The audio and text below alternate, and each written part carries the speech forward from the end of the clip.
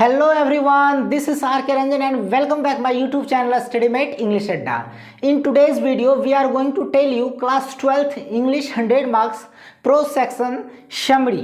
Okay so दोस्तों आज मैं आप लोग को बताने वाला हूँ क्लास 12 के इंग्लिश के 100 मार्क्स के प्रोज सेक्शन का जो समरी है वो समरी आज मैं आप लोग को बताने वाला हूँ जो चैप्टर 6 है। कौन सा? चैप्टर 6 जिसका नाम है द आर्टिस्ट। चैप्टर 6 जिसका नाम क्या है? The artist. गाइस इससे पहले मैंने 5 चैप्टर्स का क्या समरी जो है वो अच्छे से बता दिया है। वो सारा क्या वीडियो प्लेलिस्ट में है, इसका लिंक मैं डिस्क्रिप्शन में दे दूंगा। ओके अगर आपने उस वीडियो को नहीं देखा है तो डिस्क्रिप्शन में लिंक दिया हुआ है, उसको आप लोग अच्छे से देख लें। ओके और इसके पहले जो मैंने क्या ऑब्जेक्टिव क्वेश्चंस है चैप्टर 1 और 2 उसका भी क्या वीडियो डाल दिया है, वो भी डिस्क्रिप्शन में लिंक डाला हुआ है, उसको भी देख लें। क्यों? क्योंकि वो सारा जो मैंने ऑब्जेक्टिव बनाया है वो इंटरनल क्वेश्चन है, वो चैप्टर्स के अंदर से जो क्वेश्चन बनते हैं उनको मैंने लिखा है ऑब्जेक्टिव में। उसमें से आपको फिक्स है कि कोई ना कोई क्वेश्चन क्या वो टच होगा ही होगा 2021 के बोर्ड एग्जाम में। ओके गाइस सो आज का जो टॉपिक है द आर्टिस्ट, इसमें क्या होता है गाइस, जो आर्टिस्ट होते हैं एक सीबी नाम का एक बॉय होता है जो कि 12 साल का होता है। उनके जो टैलेंट होते हैं उस टैलेंट को किस तरह से डैमेज किया जाता है उनके फादर्स के द्वारा, उनके पेरेंट्स के द्वारा, उनके स्कूल टीचर्स के द्वारा, उन सारी चीज़ों के बारे में हम लोग डिस्कस करेंगे। वो स्टोरी क्या है उसमें समरी को अच्छे से समझेंगे जिससे कि आप एग्जाम में अच्छे से लिख सकें। क्लियर है? वो समरी क्या है तो चलिए देखते हैं आगे। सो लेसन को स्टार्ट करते हैं बिना किसी देरी के। So let's get started.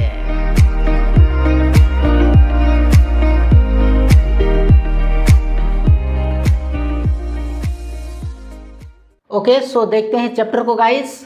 Chapter name क्या है तो चैप्टर नेम है दी आर्टिस्ट। क्या है गाइस? The artist. अभी यहाँ पे देखना है इसको, बहुत सारे स्टूडेंट्स इसको द पढ़ते हैं और कोई दी पढ़ते हैं, इसमें थोड़ा सा कंफ्यूज रहता है तो उसको मैं क्लियर कर देता हूँ। देखिए अगर कोई वोवेल हो उससे पहले अगर THE लिखा हो तो इस THE को हम लोग दी प्रोनाउंसिएशन करेंगे। क्या करेंगे? दी।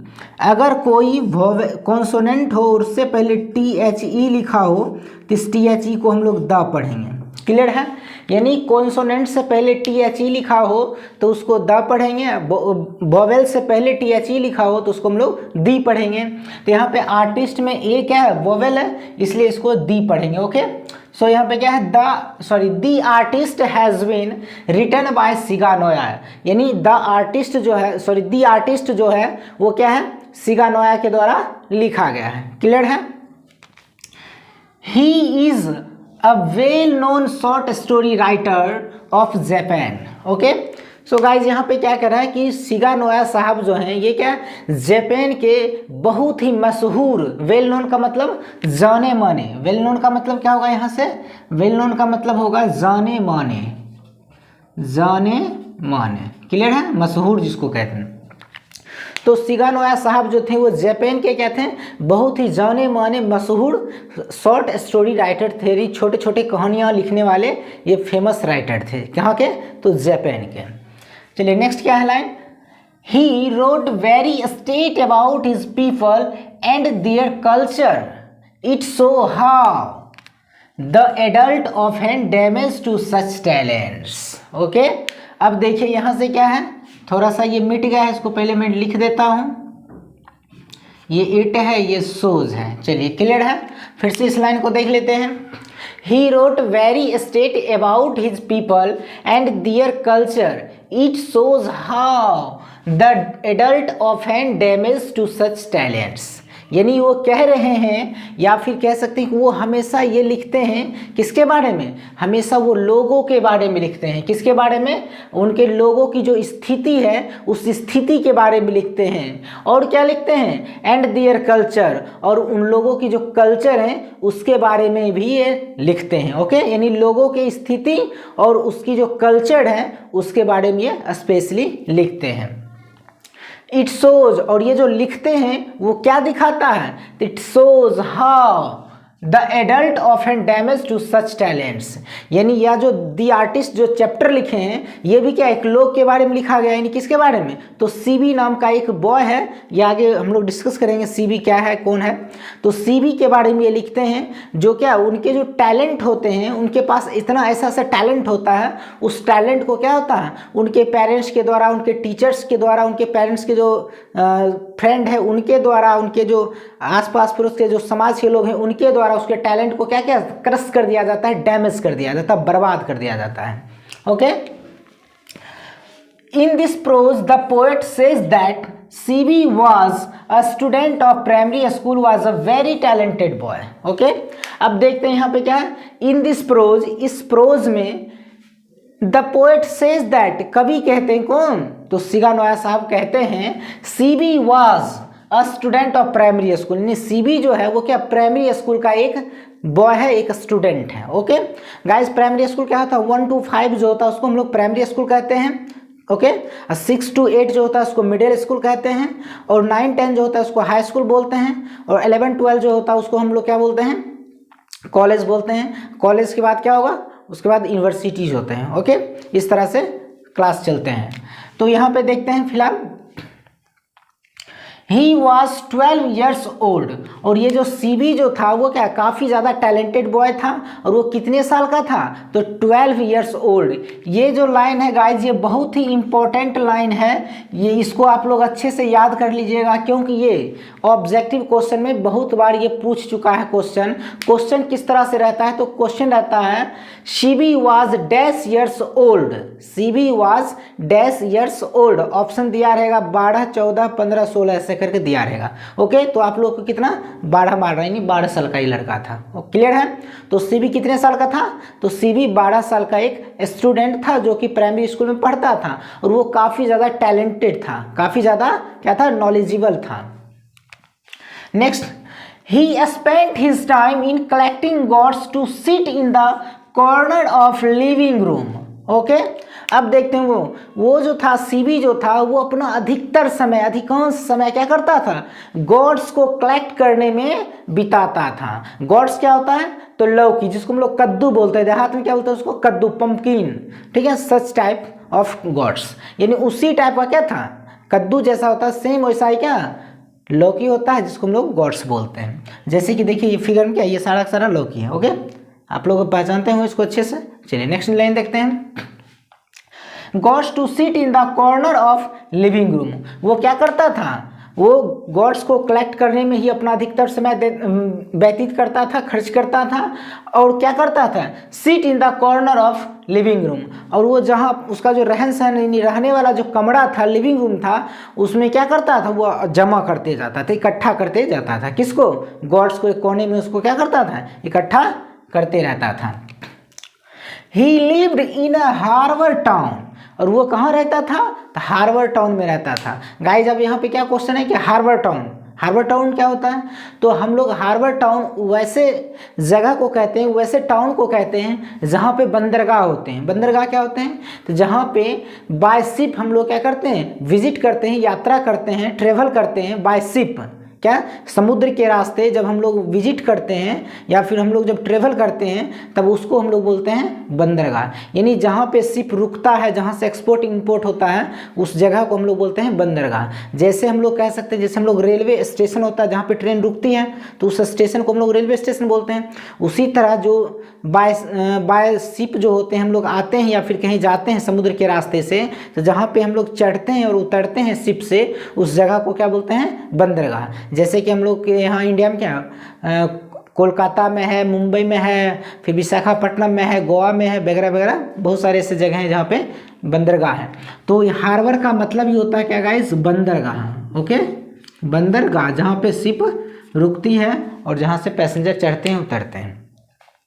नेक्स्ट लाइन क्या है, CB would collect gods while all children played। Okay, अब देखते हैं। तो गाइस क्या कहता है कि सीबी जो था वो हमेशा क्या करता था, गॉड्स को, लौकी को कलेक्ट करते रहता था, जमा करते रहता था कब? while all children played, जब सारे बच्चे, स्कूल के सारे स्टूडेंट्स जब खेलते थे या खेलते रहते थे, खेलने का जब टाइम होता था स्कूल में, तो जिस समय सारे बच्चे खेलते थे मैदान में, उस समय सीबी क्या करता था? खेलता नहीं था, ये क्या करता था? गॉड्स को ही कलेक्ट करने में लगा रहता था। और नेक्स्ट लाइन क्या है? तो नेक्स्ट लाइन है he knew all the places of gods where it was sold. अब देखिए गाइस, जिस आदमी को जिस चीज़ में मन लगता है, जिस चीज़ में उनको पूरे दिन मन लगे रहता है, और जिसकी जो चाह होती है जिस चीज़ में, उस चीज़ को वो किसी ना किसी तरह से पता कर ही लेता है कि वो चीज़ कहाँ पे मिलता है। जिस इंसान को जिस चीज़ को खोजने में, जिस चीज़ में इंटरेस्ट रहता है, उस चीज़ को कहीं ना कहीं से, चाहे पाताल से हो या आकाश से हो, क्या उसको ढूंढ ही लाता है। ओके, उसी तरह जस्ट लाइक सीबी भी ऐसा लड़का था कि इसको गॉड्स को कलेक्ट करने में मज़ा आता था। ओके, इंटरेस्ट था इसको गॉड्स को कलेक्ट करने में। तो जहाँ जहाँ पे गॉड्स मिलता था वो सारे जगह क्या था? इनको मालूम था। किसको? सीबी को। सीबी जो था, सारा वो जगह जहाँ पे गॉड्स मिलता था, बिकता था, उस सारे जगह का क्या ये एड्रेस मालूम किए हुए था। इसको सारा एड्रेस पता था कि कहाँ पे गॉड्स मिलता है। क्लियर है? अब देखिए क्या आगे क्या कहता है। One day CB bought 5 inches long God, since then he never separated that God. Okay, अब देखिए कहता है कि एक दिन सीबी जो था 5 इंचेस यानी 5 इंचेस गॉड्स। ओके, क्या है? CB bought 5 inches long gods यानी 5 इंच का लंबा गॉड्स को क्या किया? ये खरीदा। गाइस, इसको जब आप पूरा स्टोरी पढ़िएगा बुक्स का, तो उसमें दिया है कि सीबी ने कैसे खरीदा। ओके, वो होता है कुछ ऐसा कि ये जब जाता है रास्ते से, तो एक बुढ़ी इसको मिलती है, ओल्ड लेडी मिलती है। ओके, और ओल्ड लेडी से ये पूछता है कि ये गॉड्स कितने का है, तो वो सारा दाम वगैरह पूछता है, तो ये बोलता है नहीं कुछ कम में, ऐसे इतना में दे दीजिए। तो वो जो ओल्ड लेडी होती है वो देने के लिए तैयार हो जाता है। तो फिर ये घर जाता और घर से पैसे लाता और उससे 5 इंच का जो लॉन्ग गॉड्स होता है वो खरीद लेता। ये इसलिए खरीदता क्योंकि वो सबसे लंबा गॉड्स होता था, 5 इंच का सबसे लंबा गॉड्स था। और इसको क्या गॉड्स में तो इंजॉय आता ही था कलेक्ट करने में, तो ये देखा इतना बड़ा है, इसको मैं खरीद लूँ। तो उसको बोला आप रुकिए, मैं पैसे लेके आता हूँ, फिर मैं ले जाऊंगा। तो वो पैसे लेकर आता है, खरीद के ले जाता है। तो ये पूरा जब आप स्टोरी पढ़िएगा तो वहाँ पे पता है। उस लाइन को मैंने इसमें छांट दिया है, कट कर दिया है, क्योंकि समरी लिखना है तो उतना पूरा बुक तो हम लिख नहीं सकते हैं। ओके, तो चलिए देखते हैं नेक्स्ट क्या है। 5 inches long gods, since then he never separated that god. अब क्या वो जो 5 इंच का जो लंबा गॉड्स खरीदा था, लौकी खरीदा था, उसको क्या करता था? ये कभी भी अपने से अलग नहीं रखता था। हमेशा जहाँ जाता था वहाँ अपने पास ही रखता था, उसको अपने साथ ही हमेशा रखता था, अपने से दूर उसको कभी नहीं रखा। किसको? जो 5 इंच का लॉन्ग गॉड्स खरीदा था ओल्ड लेडी से, उस 5 इंच के गॉड्स को अपने से कभी अलग नहीं होने दिया। His father did not like such everything and he wanted to his son become a learned person. Okay, फिर से देख लेते हैं। His father did not like such everything and he wanted to his son became a learned person. Okay, और उनके जो father थे, किनके? सीबीज फादर यानी सीबी के जो पिता थे, वो ये सारा चीज़ को वो पसंद नहीं करते हैं। सारे चीज़ ये जो सीबी जो काम करता था, आर्टिस्ट वाला जो काम करता था, उन सारे चीज़ों को वो उनके जो फादर थे पसंद नहीं करते थे। ओके, वो चाहते थे कि मेरा बेटा जो सीबी है ये क्या एक पढ़ लिख के एक विद्वान बने, एक अच्छा आदमी बने, ए लर्नेड पर्सन यानी एक विद्वान आदमी बने। ओके, ऐसा उनका फादर का चाह था। नेक्स्ट क्या है। He always wanted to him that he studied well.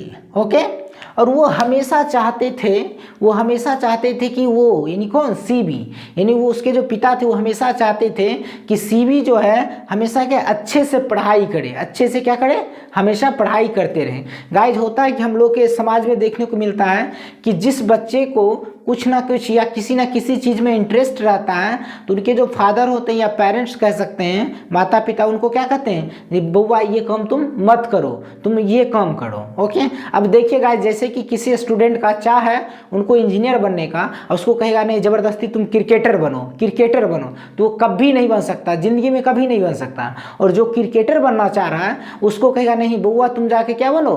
तुम इंजीनियर बनो, तो वो कभी भी इंजीनियर नहीं बन सकता है, क्योंकि उसका जो विलिंग पावर है, इच्छा शक्ति है, उसका जो अंदर से जो चाह है वो क्या क्रिकेटर बनने का है, तो इंजीनियर नहीं बन सकता। अगर उसका चाह है अंदर से क्या कि वो इंजीनियर बने, तो उसको अगर क्रिकेटर बनाया जाए ज़बरदस्ती तो वो कभी नहीं बन सकता है।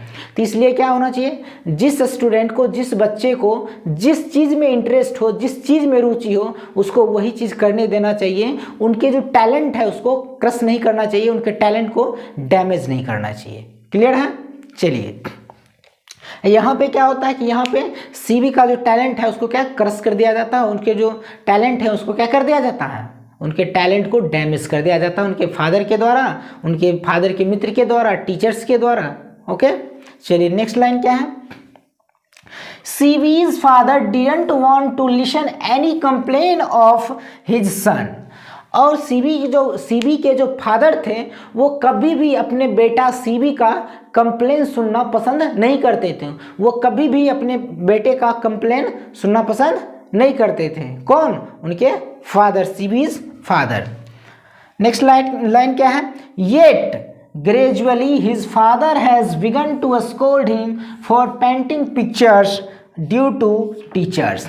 अब देखिए क्या है यहाँ पे, येट का मतलब फिर भी, येट का मतलब क्या होगा, फिर भी, यानी फिर भी, ग्रेजुअली यानी धीरे धीरे, yet gradually his father has begun to scold him for painting pictures due to teachers.